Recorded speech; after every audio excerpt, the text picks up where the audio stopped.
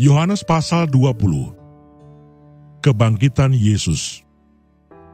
Pada hari pertama minggu itu, pagi-pagi benar ketika hari masih gelap, pergilah Maria Magdalena ke kubur itu, dan ia melihat bahwa batu telah diambil dari kubur.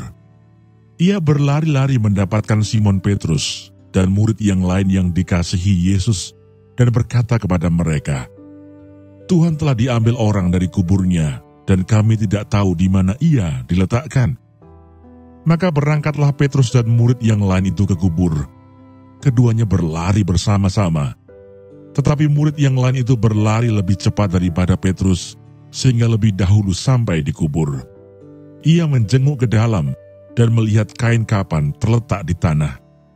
Akan tetapi ia tidak masuk ke dalam. Maka datanglah Simon Petrus juga menyusul dia dan masuk ke dalam kubur itu. Ia melihat kain kapan terletak di tanah, sedang kain peluh yang tadinya ada di kepala Yesus tidak terletak dekat kain kapan itu, tetapi agak di samping, di tempat yang lain, dan sudah tergulung. Maka masuklah juga murid yang lain yang lebih dahulu sampai di kubur itu, dan ia melihatnya dan percaya.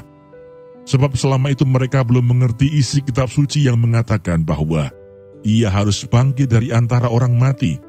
Lalu pulanglah kedua murid itu ke rumah. Yesus menampakkan diri kepada Maria Magdalena. Tetapi Maria berdiri dekat kubur itu dan menangis. Sambil menangis ia menjenguk ke dalam kubur itu, dan tampaklah olehnya dua orang malaikat berpakaian putih, yang seorang duduk di sebelah kepala dan yang lain di sebelah kaki di tempat mayat Yesus terbaring. Kata malaikat-malaikat itu kepadanya, "Ibu, mengapa engkau menangis?" Jawab Maria kepada mereka, "Tuhanku telah diambil orang, dan aku tidak tahu di mana ia diletakkan." Sesudah berkata demikian, ia menoleh ke belakang dan melihat Yesus berdiri di situ, tetapi ia tidak tahu bahwa itu adalah Yesus. Kata Yesus kepadanya, "Ibu, mengapa engkau menangis? Siapakah yang kau cari?" Maria menyangka orang itu adalah penunggu taman, lalu berkata kepadanya, "Tuan, jikalau Tuan yang mengambil dia, katakanlah kepadaku di mana Tuan meletakkan dia, supaya aku dapat mengambilnya."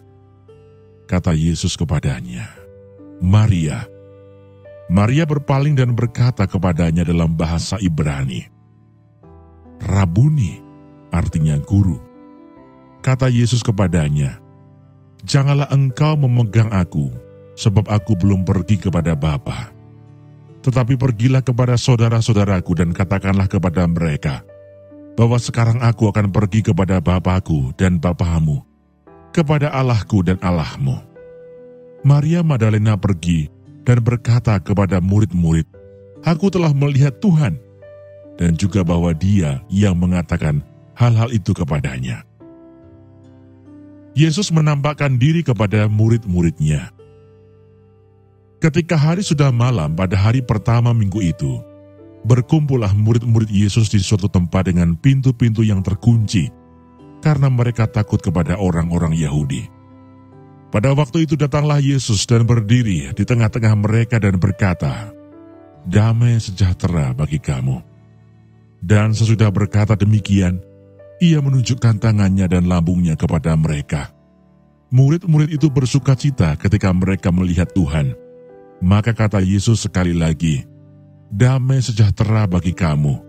Sama seperti Bapa mengutus aku, demikian juga sekarang aku mengutus kamu." Dan sesudah berkata demikian, ia menghembusi mereka dan berkata, "Terimalah Roh Kudus.